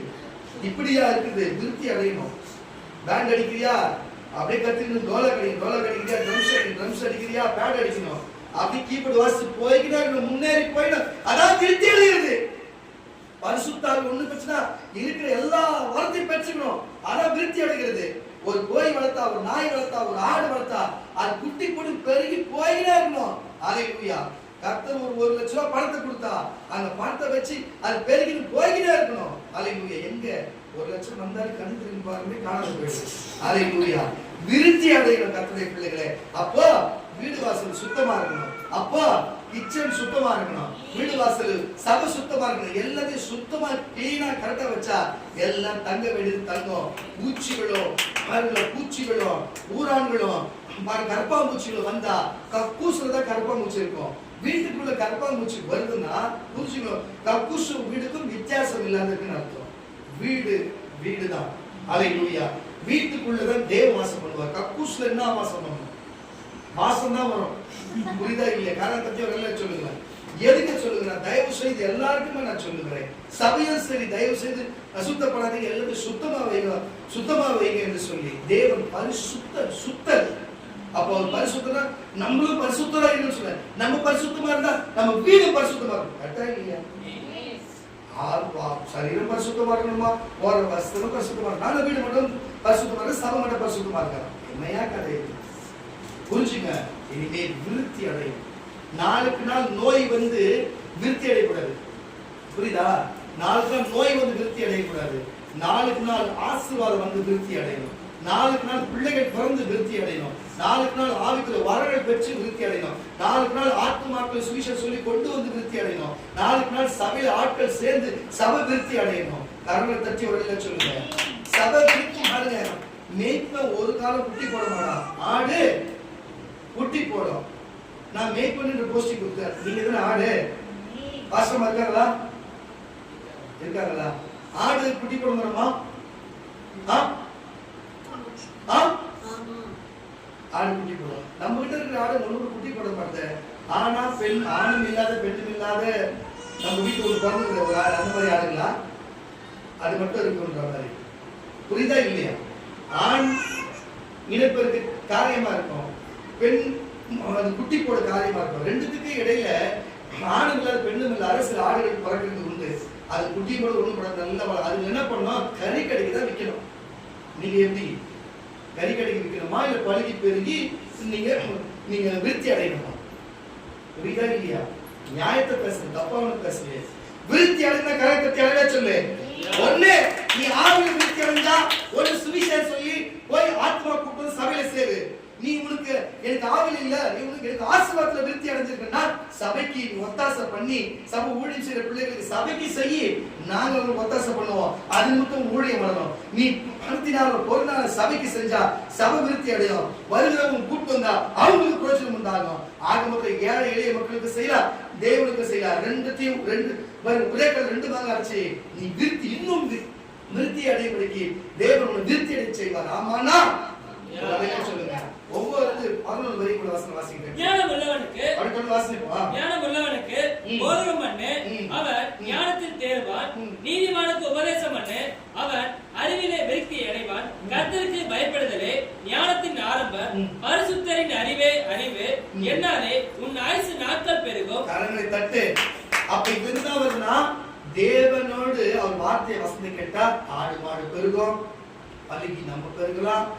புரியுதா இல்லையா? அப்புறம் நமக்கு ஆயுசு நாட்களும் பெருகும், ஆயுசு நாட்களும் பெருகும், பெருகி உன் ஆயுசின் வருஷங்களும் விருத்தியாகும். அதான் விஷயம். ஆயுசு வருஷங்களும் விருத்தியாகும், ஆயுசு வருஷங்களும் தலைப்பினது விருத்தியாகும். அப்ப விருத்தி ஆகும். அப்ப நீ தேவனை தேடனா நீ பலனடைந்து ஆரோக்கியம் அடைந்து உன்னுடைய ஆயுசுனாலும் விருத்தி அடையும். அல்லேலூயா. அப்போ தேவன் மோகல் தேவன் தான், அவர் வார்த்தை வாசனம் தான். அதை கேட்டு நடக்கும் பொழுது கர்த்தர் அவர் நம்ம செய்ய வேண்டியது செஞ்சா அவர் விருத்தி அடைய செய்கிறது. ஒரு கிருபை பெற்றுக் கொண்டா மனுஷ தயவு தன்னால வந்துவிடும். அந்த பக்தி வார்த்தை வசனம் கேட்டாதான் பக்தி. அதன்படி நடந்தா கிருபை வந்துவிடும், மனுஷன் தயவு வந்துவிடும். இது வந்துட்டா நீ கேட்டாலும் சொன்னாலும் சொல்லாவிட்ட நீ விருத்தி அடைவாய். நீ விருத்தி அடைவாய். வாசிக்க கேட்கலாம். 1 கொரிந்தியர் புஸ்தகம் 8ஆம் அதிகாரம் 1ஆம் வசனம். 1 கொரிந்தியர் புஸ்தகம் 8ஆம் அதிகாரம் 1ஆம் வசனம் வாசிக்க கேட்கலாம். விக்கிரகங்களுக்கு படைக்கப்பட்டவைகளை குறித்து விஷயத்திலே நாம் எல்லாருக்கும் அறிவு உண்டு என்று எல்லாருக்குமே அறிவு இருக்குது. நமக்கு தெரியுமே. நமக்கு தெரியும். அறிவு இருமாப்பை உண்டாக்கும். நல்ல கேட்டுங்க. இப்ப ஞானத்தை பத்தி பேசல. திடீர்னு வரலாமை பெற்றுனா வரங்களை பெற்றா திருப்பி பெற்றுன்னு வச்சுக்கோ. கொஞ்சம் பணம் வந்துச்சுன்னு வச்சுக்க, எல்லாம் என்ன பண்ணும், இருமாப்பா இருப்பாங்க. பாருங்க, ஒரு காலில் கம்பல் இருக்கும். நல்லா நோட் பண்ணுங்க. அப்படியே இருக்கும். அப்படிப்பட்டவங்களுக்கு எப்படி இருக்கும்? இருமாப்பா அதிகமா இருக்கும். ஒரு கொலுசு போட்டு பண்ணுங்க, கெட்டி கொலுசு போட்டா அதிகமா இருக்கும். அல்லேலூயா. அதனால தான் அதெல்லாம் போடாத, ஒரே பெருசா போட்டு கரெக்டா போடுங்க. அல்லேலூயா. அப்போ பெருகி கொண்டே போகிறது, திருப்தி அடைகிறது. அல்லேலூயா. சில இடத்துல வந்து சில மாத்திக்கணும். அல்லேலூயா. புரிஞ்சுக்கணும். நான் சொல்றதை கோச்சு கூடாது. புரியுதா இல்லையா? ஏன் சொல்லுற கர்த்தருடைய பிள்ளைகளே, அதே மாதிரி வரணும் திருப்பி நம்ம ஜெபம் பண்ண அற்புதம் நடந்துச்சுன்னா, அவர் 4 சாட்சி உண்டாச்சுன்னா, நிச்சயம் நல்லா ஜெபம் பண்றாரு. பாவானிய கலை ஏந்தே வர மாட்டாங்க தெரியுமா? நான் போய் ஜெபம் பண்ணாதான் தேவனே வருவார். இந்த மாதிரி இருந்தா போதும். ஏன்னா பாவானியக்கா வந்து ஜெபம் பண்ணதால தான் இன்னைக்கு சபையும் இருக்குது. உஜயநாதன் ஜெபம் பண்ண ஜனங்க அல்லேலூயா. அவங்க கூட தேவன் கிருபையா இருந்தாதான் இன்னைக்கு திருப்தி அடைஞ்சிருக்கிறோம். நான் இருமாக்கு வந்து வச்சுக்க, நான் சபைக்கு வரணும்னு வச்சுக்க, ஒரு 2 டீம் போயிருக்கு. எனக்கு அந்த சபைக்கு போக பிடிக்கல, வேற சபைக்கு போயிருக்கேன். பைத்தியமே உள்ள விட்டா என் சபை ஒண்ணுமே நாங்க போயிருக்கோம். பரிமள தைலத்துல விழுந்த ஈ மாதிரி நீ பரிமள தைலமே லட்சக்கணக்கான விலை மதிப்பு தைலமே போயிடும். புரியுதா? கண்ணுல விழுந்த துரு கண்ணே அர்த்தம். புரியுதா இல்லையா? தட்டுங்க. அப்போ உங்க மனசாட்சி சொல்லு. அவங்க பிடிக்கலேன்னு போனாங்களா? நீ வராதுன்னு நான் அமிச்சேனா? உங்களுக்கு நான் தான் அமிச்சேன். ஆனா சொன்ன வார்த்தை அப்படி. கர்த்தர் நல்லவர். எதுக்கு இதை சொல்லுங்க? கர்த்தர் இருமாப்பா. கொஞ்சம் ஞானம் வந்துட்டா, கொஞ்சம் ஞானம் வந்தா இந்த மாதிரி ஆளுங்க தான் செய்வாங்க. சபைக்கு நான் வரலன்னா போதும், சபை நாங்க தூக்கி தலையில வச்சுருங்க தூக்கி வச்சுருக்கேன். நான் தூக்கி தலையை வச்சுருக்கிறேன். அப்ப இவங்க வரலன்னு வச்சுக்கேன், தலையில உண்டு கீழே விழுந்துற சபை. அடப்போட சபைக்கு தலையாகி கிறிஸ்து இருக்கிறாரு. நம்ம அவயம். அல்லேலூயா. எதற்கு ரோஷன் தெரியாது. எதுக்கு சொல்லுறது சொன்னா, அப்படி இருக்கும் பொழுது இப்படிப்பட்ட இருமாப்பெல்லாம் வரும். தயவு செய்து ஒண்ணு மட்டும் சொல்ல, நீ வரம் பெற்றாலும் பெறாவிட்டாலும் ஐஸ்வர்யம் ஆசீர்வாதம் இருந்தாலும் சபைக்கு வந்ததுக்கு அப்புறம் நம்ம நடந்ததுன்னா அது மனசுல எப்பயுமே வச்சுக்கணும். அது தேவன் கொடுத்தாலும் நம்பணும், அண்ணன் ஜெபித்தாலும் நம்பணும். அவ்வளவுதான். அதுதான் அவன் நினைச்சா அது இருமாப்பு இல்லை, கீழ்படுதுன்னு அர்த்தம். இருமாப்பு இருக்கிறது புட்டிங்கிட்டு தொத்தி விடுவார். புரியுதா இல்லையா? பூஜையோட கற்றுக்கிட்ட வாசி விக்கிரகங்களுக்கு படைக்கப்பட்டவரை குறித்து விஷயத்திலே நாம் எல்லாருக்கும் அறிவு உண்டென்று நமக்கு தெரியுமே. அறிவு இருமாப்பை உண்டாக்கும். அன்பு அதுதான் பாயிண்ட். இதுதான் நான் இருக்கிறேன். ஆனா என்ன தப்பா எல்லாம் சொல்றேன். உடம்பு சொல்ல அன்பா ஓடுறேன், வீட்டுல இருக்கிறது ஒருத்தர் கூப்பிடுறாங்க, யார் விக்கிர போட்டு கிரேஸா சொல்றது. எதுக்கு இதை நான் சொல்றேன் கத்துடைய பிள்ளைகளே, எதுக்கு இதை நான் பேசுறேன்னு சொன்னா, அன்பாய் ஓடுறோம், அன்பாய் ஒருத்துக்கு ஓடுறோம். ஆனா வீட்டுல எங்களுக்கு யாரும் அன்பு காட்டுறதுக்கு இல்லை. நம்ம போனதான் வருமானம். புரியுதா இல்லையா? ஆனாலும் என்ன பண்றது, அந்த இயல்பா நம்ம என் பொண்ணு பற்றி சொல்லிடுறாங்க, எல்லாருமே அன்பா வைக்கிறதுனாலதான் போரா சொல்றேன். சத்தியமா இப்படியாச்சும் நேசிக்க இருக்கிறாங்க. கத்துமையா நல்ல கத்து சொல்றாங்க, நல்லா இது. ஆனா அன்பு இருந்தா மட்டும் போதாது, அன்பு இருந்தா மட்டும் போதாது, அன்போடு சரி பணம் இருக்கும். அப்புறம் நம்ம நம்பி வந்த மனைவியும் பிள்ளைகளுக்கும் சொத்தை பொறுத்து பார்த்துக்க முடியும், சபையை பார்த்துக்க சரிதான். ஆனா அந்த அன்புக்கு முதல் ஓடுவோம். அந்த அன்பை பார்த்து தெய்வம் இவன் கையில கொடுத்தா, படத்தை கொடுத்தா இவன் எல்லாருக்கும் செய்வாங்க, இவன் கையில வரத்தை கொடுத்தா இவன் எல்லாருக்கும் செய்வாங்கன்னு சொல்லி தெய்வம் மனசு மாறும். தெய்வம் நமக்கு திருப்தி அடைய செய்வோம். ஒருவேளை இங்க வரைக்கும் எப்படி இருக்கலாம், நாளில இருந்து என் குடும்பம் திருப்தி அடையும், என் சபை திருப்தி அடையும், என் சபை மக்கள் திருப்தி அடையும், என் சபை திருப்தி அடைவார்கள். அவங்க நிமித்தம் சபை திருப்தி அடையும், அவங்க நிமித்தம் விசுவாசி வந்து சபை திருப்தி அடையும். சபையால அவங்க திருப்தி அடைகிறாங்க, அவங்களால சபை திருப்தி அடைகிறாங்க. நீ கொடு, நான் ஒண்ணு கொடுக்குறேன், நீ ஒண்ணு கொடு, நான் மூணு கொடுக்குறேன், நீ ஒண்ணு கொடு, நான் மூணு கொடுக்குறேன். திருப்தி அடைந்து கொண்டே போகும். அல்லேலூயா. என் பிள்ளைகள் எல்லாம் அன்பான பிள்ளைகள், தேவனை ஏற்றுக்கொண்டு பக்தி உள்ள பிள்ளைகள். வாசியா பார் வசனத்தை விட்டு அன்பிலிருந்து அன்போ, அதான் சொல்றேன், இருமாப்பு இல்லாமல் அன்போ பக்தி விருத்தியை உண்டாக்கும். கரங்களை தட்டு. இப்ப பாயிண்ட் புரிஞ்சுச்சா? அப்போ ஒரு மனுஷன் தேவன் மேல பக்தியாய் பக்தியாய் பக்தியாய் பக்தியாய் இருந்தா மட்டும்தான் தேவ கிருபை நம்ம மேல வரும், மனுஷ தயவு வரும், நம்ம பழகி பெருகி என்னப்பா நடக்குனாயா விருத்தி அடைவோம். வாசி. அப்போ பக்தி விருத்தி முதல் உங்களுக்கு உண்டாகணும். அதுக்கு தான் இன்னைக்கு நான் போதிக்க வந்திருக்கிறேன். பக்தி விருத்தி நான் போதித்து வரேன். நீ இனிமே நீ விருத்தி அடைவாய்ன்னு நான் நம்புகிறேன். விசுவாசிகள் நீ விருத்தி அடைவாய். எத்தனை வருஷம் வாசிக்கிற? ஒண்ணா? பதினொன்னா? வாசி வாசிக்கா. விக்கிரகங்களுக்கு படைக்கப்பட்டவைகளை குறித்து விஷயத்திலே நாம் எல்லாருக்கும் அறிவு உண்டென்று நமக்கு தெரியுமே. அறிவு இருமாப்பை உண்டாக்கும். அன்போ பக்தி விருத்தியை உண்டாக்கும். நீதிமொழிகளின் புஸ்தகம் 11ஆம் அதிகாரம் 26ஆம் வசனம். நீதிமொழிகளின் புஸ்தகம் 11ஆம் அதிகாரம் 26ஆம் வசனத்தை வாசிக்க கேட்கலாம். சீக்கிரம் சொல்லுங்க. நீதிமொழிகள் வாரி இறைக்கும். நல்ல கேள்வி. அதுதான் சொல்றேன். பாருங்க, எல்லாருக்கும் கொடுப்பாங்க, சபைக்கு கொடுப்பாங்க, ஊழியக்காரனுக்கு கொடுப்பாங்க, ஏழைகளுக்கு கொடுப்பாங்க, வாரி இறைப்பாங்க. ஆனா அவங்களுக்கு மட்டும் விருத்தி குறையாம விருத்தி அடைந்தே போவாங்க. வாரி இறைப்பா கொடுப்பாங்க, இதை கூட இருக்குன்னு. ஆனா அவங்க குறைய மாட்டாங்க, விருத்தி அடைவாங்க. ஆனா சபைக்கு கொடுக்காததுக்கும் தேவனுக்கு கொடுக்காததுக்கும் பிசினித்தனமா பண்ணது எல்லாமே ஒண்ணுமே இல்லாத போன நிறைய பேரை பார்த்துருக்கோம். நீங்க எப்படிப்பட்டவங்க? நீங்க எப்படிப்பட்ட வாசி? வாரி இறைக்கும். வாரி இறைக்கும் விருத்தி அடைவாரும் உண்டு. அதான் சொல்றேன், இறைக்கிறது தான் நல்ல தண்ணியா சொரக்கும். அப்படியே இருக்கிற தண்ணி கொசு முட்டை போட்டு தண்ணி கெட்டு போகும். புரியுதா இல்லையா? வாசி மட்டும் பசங்க வாசி. வாரி இறைக்கும். வாரி இறைக்கும் விருத்தி அடைவாரும் உண்டு. பாரு என்னப்பா? விருத்தி அடைவாரும் உண்டு. வாரி இறைத்து விருத்தி, அதனால லாபம் உண்டு. பாருங்க, ஈசாக்கு சாப்பிடுறதுக்கு வச்சு இந்த நெல்லை விதனெல்லா மாத்தி அதை விதைச்சா பஞ்ச காலம் 100 மடங்கு ஆசீர்வாதம் வந்தது. சாப்பிடுறதும் மற்றும் நிக்கிறதுக்கு வந்தது, விதனலும் வந்தது. ஆனா அவன் பயந்து இருக்கிற விதையை வச்சு நம்ம சாப்பிட்டுட்டு பாக்கலாம்னா பாதி நாள் 15 நாள் சாப்பிட்டுருப்பான். 15 நாள் 30 நாளுக்குள்ள முடியிருக்காப்புல 15 நாள் செத்து போயிருப்பாங்க. ஆனா போட்டது நிமித்தம் அது 30 நாளுக்கு காத்திருந்தபடினாலே 100 மடங்கு அவன்கிட்ட வந்து சாப்பிட அளவுக்கு இருந்தது. அப்போ வாரி இறைத்தான். ஆனா விருத்தி அதிகாரம் உண்டு, அடைந்தவர் உண்டு. அதிகமாய் அதிகமாய் விசிறித்தனம் பண்ணியும், அதிகமாய் விசிறித்தனம் பண்ணியும். யாரது யாரது யாரு பேர் சொல்ல மாதிரி வாசி வேணாம் வாசியா. அதிகமாய் விசிறித்தனம் பண்ணியும் பண்ணியும் வறுமை அடைவாரும் உண்டு. விசிறித்தனம் பண்ணியும் வறுமை அடைவாரும் உண்டு. அதான் சொல்ற, விசிறித்தனம் பண்ணாலும் வறுமை அடைவரும் உண்டு.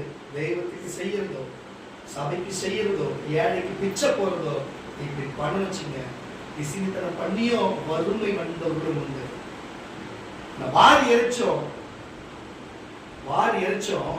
அல்லேலூயா, அவர் விருத்தி அடைந்தவர்களும் உண்டு. நீங்க இப்படி எந்த கேட்டகரியில் இருக்கிறீங்க? நான் சொல்றது ஆவிக்குரிய வரத்தை குறிச்சு பேசுறேன். நீங்க ஜெபிச்சீங்கன்னா, நீங்க போய் ஜெபம் பண்ணீங்கன்னா அவங்க சுகமாவாங்க. நீங்க போய் ஜெபம் பண்ணீங்கன்னா அவங்க சபைக்கு வருவாங்க. நீங்க போய் சொன்னீங்கன்னா வருவான். அப்ப இருக்க உங்களுக்கு அது விருத்தி அடைஞ்சிட்டே தான் போகும். தவிர பாருங்க, வன்னிய பாஷை வரும், வன்னிய பாஷை வரனா அப்படின்னா அது அப்படியே வந்து வியாக்கியானம் பண்ற மரமா மாறும். வியாக்கியானம் பண்றது சாஸ்திரத்துல வரமா மாறும், சுகமளிக்கிற வரமா, தீர்க்கரசமா வருமா. அப்படியே நாளுக்கு நாள் நீ வந்து ஃபர்ஸ்ட் குரூப்ல பாடி இருப்ப, தனி பாடல் பாடி இருப்ப, அதுக்கப்புறம் மாறி சங்கீத தியானம் மாறி வாசிச்சிருப்ப. பாருங்க, நீ வந்து அதுக்கப்புறம் சங்கீத தியானம் பண்ணிருப்ப, ஆர்வனை பண்ணிருப்ப. புரியுதா இல்லையா? கடைசியில மெசேஜ் கொடுத்துருப்ப, விருத்தி அடைஞ்சிருக்க. அப்புறம் ஒரு நாள் வந்தோங்க, நீ தனியா உங்களுக்கு சபையை கொடுத்து ஊழியத்தை வச்சிருக்கோம். அதுதான் விருத்தி அடைகிறது. எனக்கு இன்னும் ஏசப்பா சொல்லல, இன்னும் எனக்கு வார்த்தை வரல, இன்னும் எனக்கு எதுவும் சொல்லல அப்படின்னு இருப்பேன்னு சொன்னா தண்ணி கிணத்துல எடுத்துதான் போகும். அது தாளத்துல பழந்தோடி கூடி வச்ச தேவன் வந்து கேட்கும் பொழுது, அது ராஜாவுக்கு கேட்கும் பொழுது, நீ கோபமான நீ பெரிய ராஜா அடிமை, உனக்கு பயந்து நான் பழந்தோடி போய் சொன்னேன், நீ அழுகையை பார்க்க நீ பண்ணி இருளுக்கு போடா அப்படின்னு சொல்லி தள்ளி விட்டது போல அகணுமா. 2 கொடுத்தவன் 5 கொடுத்தவன் 10 போயிருக்காங்க. அந்த மாதிரி போயிருக்கணுமா? பணமோ பொருளோ இல்லையா, இல்ல ஆவியா வரமா? 2த்துலயும் நீங்க இப்படியான தப்பித்தனம் பண்ணீங்கன்னு வச்சுங்களேன், ஒண்ணுமே பண்ண முடியாது. கத்துக்கிட்டு 2த்தையும் நீங்க செலவழிச்சுதான் ஆகும். மறுபடியும் உங்களுக்கு பெருகும். நான் உங்களுக்கு கொடுக்குறேன்ல, நீங்க மத்தவங்க போய் கொடுத்து வாங்க. கரங்களை தச்சு உலக சொல்லுங்க. வாரம் பார்க்கணும், இந்த வார்த்தைக்கு ஜீவனா உண்டானால், இந்த வார்த்தைக்கு தேவன் இது அசைவம் உண்டுன்னு சொன்னா அந்த வார்த்தை கிரியை செய்யும். எல்லாரும் விசுவாச கைத்தட்டு. சபைக்கு மட்டுமல்ல, உங்க வார்த்தையும் கிரியை செய்யும் என்று சொல்லுகிறேன். நீங்க புரிஞ்சுக்கணும். வாசி வசனம் தான் 30 வரைக்கும் நினைக்கிறேன். எத்தனை வசனம் வாசிச்சது? 24. வாசி 30 வரை வாசவே. வாரி இறைத்தோம் விருத்தி அடைவாரும் உண்டு, அதிகமாய் விசிறித்தனம் பண்ணியும் வறுமை அடைவாரும் உண்டு. உதாரணம் குணமுள்ள, என்னப்பா உதாரண குணமுள்ள, உதாரணமாய் எதிர்பார்க்காத கொடுக்கிற குணமுள்ள ஆத்துமா செழிக்கும். அதுதான் யார் உடம்பு சரியில்லைனாலும், யார் கஷ்டப்பட்டாலும் ஜெபம் பண்ணி வாங்க, எங்க அண்ணன் ஜெபம் பண்ணும் வாங்க, ஏசப்பா சொல்ல கொடுப்பார், இங்க வாங்க சபைக்கு கூப்பிட்டு உதாரணத்துமா எந்த எதிர்பார்ப்பு போய் சொல்லும். ஆத்துமா செழிக்கும். எவன் தண்ணீர் பாய்ச்சுகிறானோ, அதான் சொல்றேன், ஒரு மரத்தை வச்சு தண்ணி ஊத்துவாங்க. என்னைக்குன்னா ஒரு நாள் அந்த முருங்கை மரத்துக்கு என்ன தவிர யாரும் ஊத்திக்கிறாங்களா? நான் ஊத்துவேன். பின்னால நெல்லிக்காய் மரம் வச்ச என்ன தவிர எங்க அம்மா ஊத்திருப்பாங்க. எங்க அம்மா ஊத்து வேற யாருன்னா விக்கி நீ ஊத்திக்கிற ஒரு படம். ஆனா நெல்லிக்காய் சாப்பிட்டு கண்டிப்பா வெயிட் பண்ணி குளோரி எடுத்து கரெக்டா ஆமனையில சொல்லு.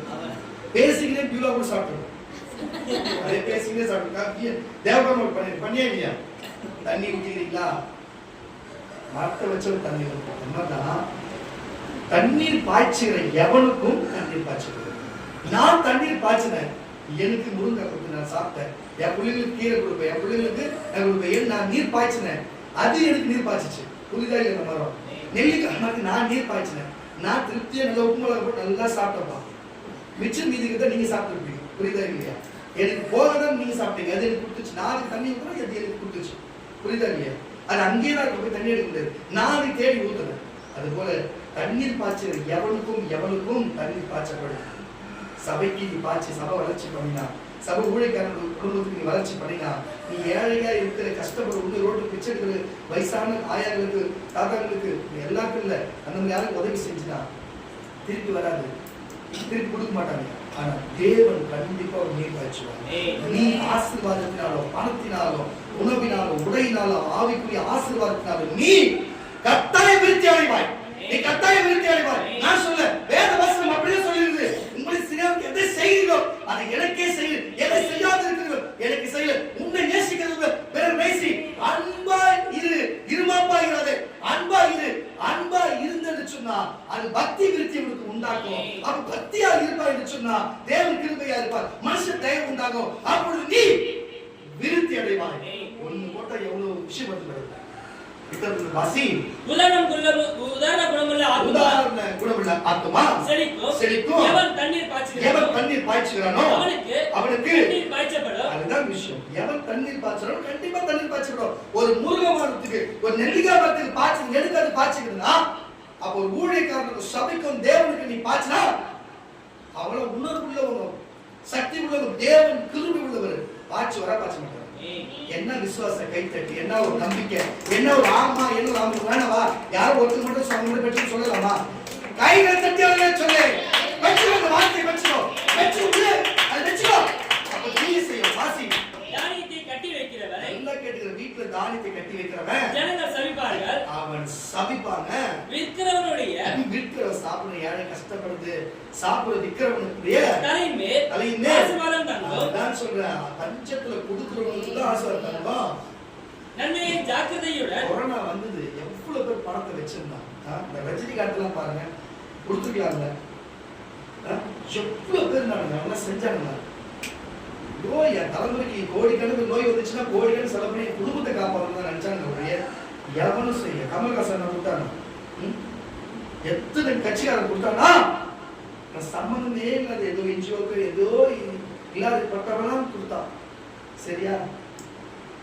நிறைய இருக்குது. நன்மையை ஜாக்கிரதையுடன் தேடுகிறவன், நன்மையை ஜாக்கிரதையுடன் தேடுகிறவன் தயை பெறுவான். தீமையை தேடுகிறவனுக்கோ, இப்போ மூட்டை கட்டி வச்சிருக்கிறவன், கட்டி வச்சிருக்க ஜனம் என்ன பண்ணுவாங்க? சபிப்பாங்க.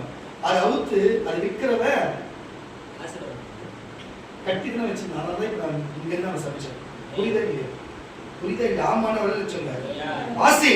நன்மையை ஜாக்கிரதையுடன் தேடுகிறவன் தயை பெறுவான். தீமையை தேடுகிறவனுக்கோ தீமை வரும். தன் ஐஸ்வரியத்தை நம்புகிறவன், பாருங்க, தன் ஐஸ்வரியத்தை நம்புகிறவன் விழுவான். கண்டிப்பா ஒரு நாள் விழுவான். நீதிமான்களோ துளிரை போல தலைப்பார்கள்.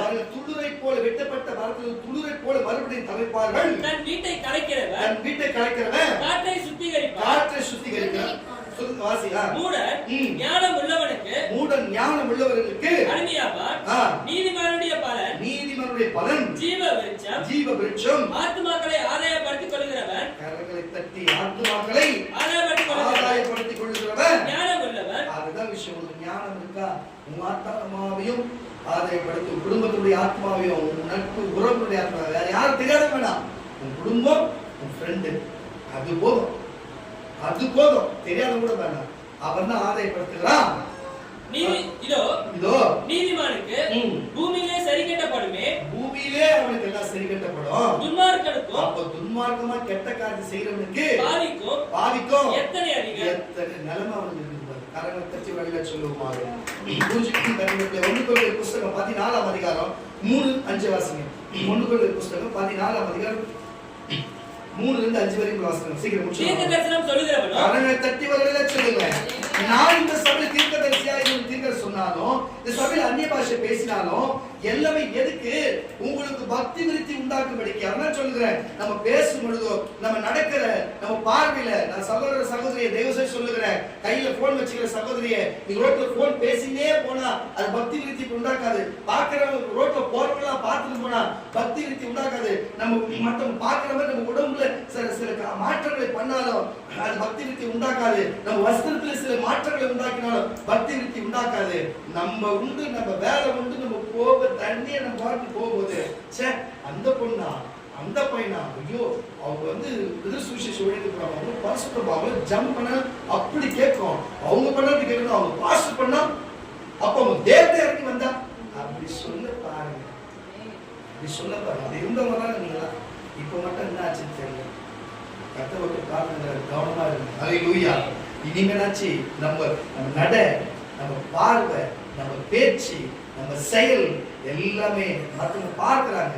அதுல அவங்களுக்கு பக்தி விருத்தி உண்டாக்கும்படிக்கு, சபை பேர்ல பக்தி விருத்தி உண்டாக்கும்படிக்கு, தேவன் பேர்ல பக்தி விருத்தி உண்டாக்கும்படிக்கு, அண்ணன் பேர் நல்ல பேர் உண்டாக்கும்படிக்காக நீங்கள் நடக்க வேண்டும், பேச வேண்டும், பழக வேண்டும். அவங்க பழகும் பொழுது, பேசும் பொழுதும், அவங்க தொழுது கிட்ட வரும்போது எல்லாத்துலயும் நம்ம சுத்தம் சரியா இருக்க வேணும்.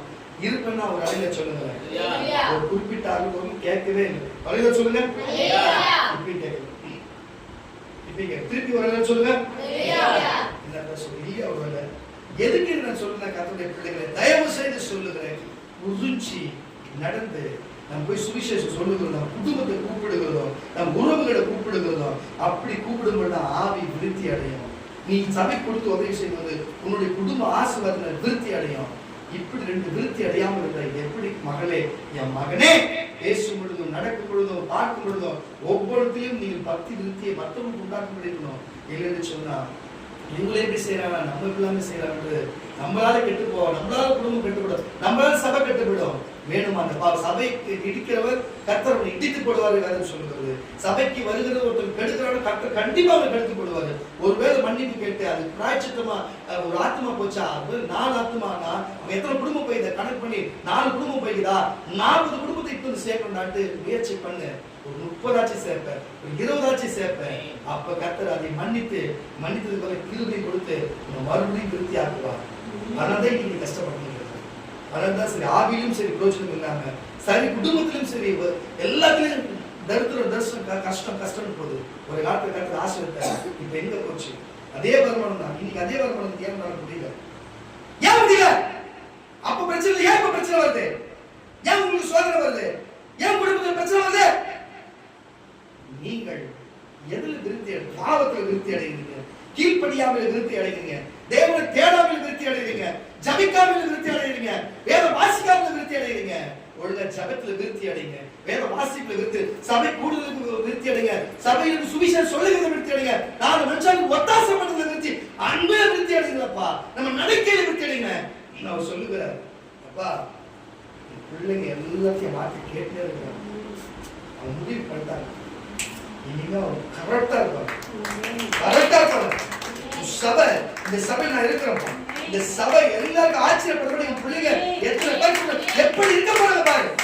எல்லாரும் கண்ணு விட்டு மனசுக்குள்ளே கண்டுறாங்க பாரு. சொல்றேன் பாக்கியவதியே, பாக்கியவானே, நான் வேணும்னே உங்க மனசு கஷ்டம் பேசுறேன், நீ அப்படி தொடர்ந்து போயிட்டு கூடாது பேசுறேன். நான் பெற்ற என் பிள்ளைங்கள உங்களை விட்டு நான் எங்கேயா போகிறேன்?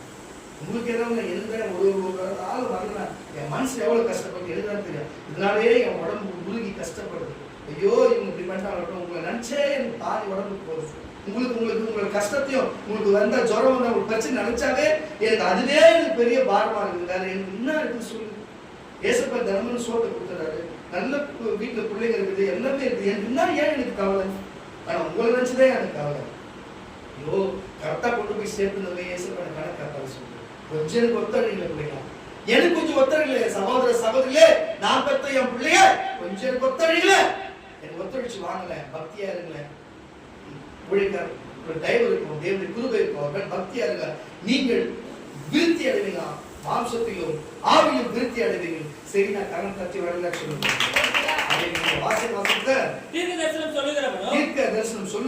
மனுஷருக்கு பக்தி விருத்தியோ, பக்தி விருத்தியை புத்தியையும் உண்டாகும்படிக்காக பேசுகிறார்.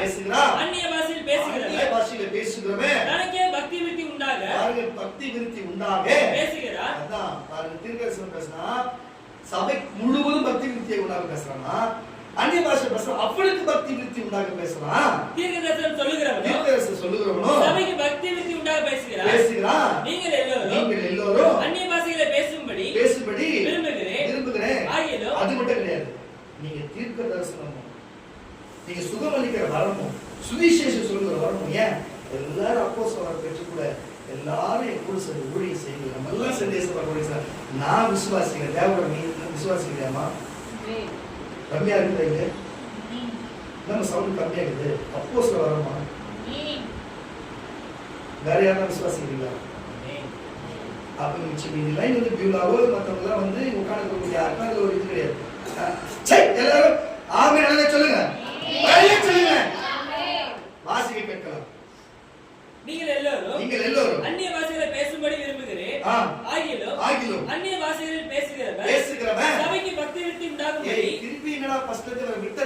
இல்லையா?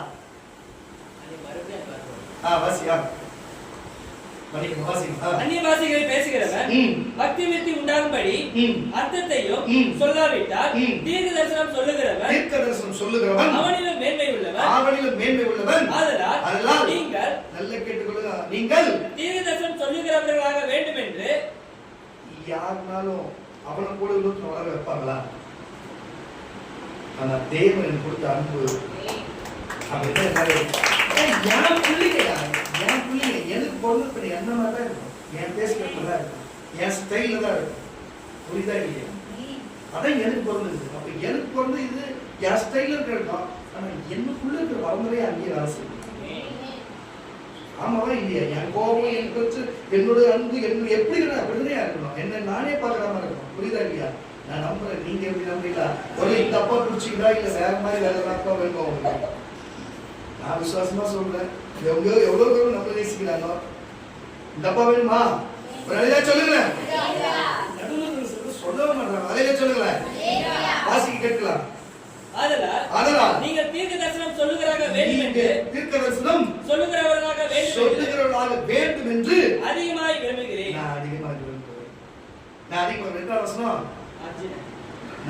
விரும்புகிற கர்த்தருடைய பிள்ளைகளே, நீங்க தீர்க்க சொல்ல வேண்டும் என்று சொல்லி வாசிக்க கேட்கலாம். 1 தெசலோனிக்கர் புத்தகம் 5ஆம் அதிகாரம் 11ஆம் வசனம். 1 தெசலோனிக்கர் 5ஆம் அதிகாரம் 11ஆம் வசனம். ஆகையால் நீங்கள் செய்து வருகிறபடியே ஒருவரை ஒருவர் தேற்றி ஒருவருக்கு பக்தி விருத்தி உண்டாகும்படி செய்யுங்கள். பக்தி விருத்தி சகோதரிமார்கள் சகோதரிக்கும் சகோதரருக்கும் புரிஞ்சுதா? இப்போ சகோதரிகள் சகோதரிகிட்ட மட்டும் பேசினா போதும், சகோதரர்கள் சகோதரிகிட்ட மட்டும் பேசினா போதும். பக்தி விருத்தி உண்டாகும்படிக்கு அவங்களுக்கு ஒத்தாசை பண்ணி தான் உங்கள்கிட்ட பேசுறேன். அரைமுறையா புரியுதா இல்லையா உங்களுக்கு? அப்புறம் வர வசனம் தான். அன்றியும் சகோதரரே, உங்களுக்குள்ளே பிரயாசப்பட்டு மறுபடியும் அதே வசனம் வாசி. ஆகையால் இவ்வளவு நேரமா வசனத்தை குறிச்சு பேசின நீங்கள் இதுவரைக்கும் செய்து வருகிறபடியே ஒருவரை ஒருவரை கஷ்டப்பட்டு அவனை தேற்றி ஒருவருக்கு ஒருவர் பக்தி விருத்தி உண்டாக்கும்படிக்கு செய்யுங்கள். ஒழுங்கா பேர் அக்கறை போய் ஜாமனிக்கோ அண்ணன் போய் ஜாமனிக்கோ, நீ ஏன் சோர்ந்து போற? அப்படி போகாத, ஜபம் பண்ணு, வா போய் ஜபம் பண்ணலாம். ஏன் விட்ட போக மாட்டாரு திட்டாடா ஏன் சொன்னாடா அப்படிலாம் இருக்கா? வா. அவர் அப்படிதான் பேசுவார். அவர் எல்லாரும் அப்படிதான் பேசுவார். எல்லாரும் அப்படிதான் பேசுவாரு. அந்த நகமாடுறது எல்லாருக்குமே என்னடா புரியுதா இல்லையா? என்னப்பா என் பொண்ணு வேலை செய்து கிண்டல் பண்றீங்க? டேய், கிண்டல் பண்றதே நீதான் சொல்லு. அதனால கற்ற பேர் என்ன வச்சுக்கிறாரு? என்னெல்லாம் கவனிச்சு அப்பா யாரெல்லாம் எதுக்கு சொல்லுகிறேன்னா, இயேசு சொன்னாரு, அவளுக்கு தெரியாத சொல்றாப்பா, அவளுக்கு நான் புரிய வைப்பேன் என்று சொல்லி இன்னைக்கு வரைக்கும் கர்த்தர் அவளை வழி நடத்துறாருன்னா உண்மையா நான் சொல்றது கர்த்தர் அது புரியாத ஒரு அன்பின் நிமித்தம் ஒரு பிரஷர்ல பேசுறது. அன்பு வேற ஒண்ணும் கிடையாது. ஆனா ஒண்ணு சொல்றேன், எது பேசுறது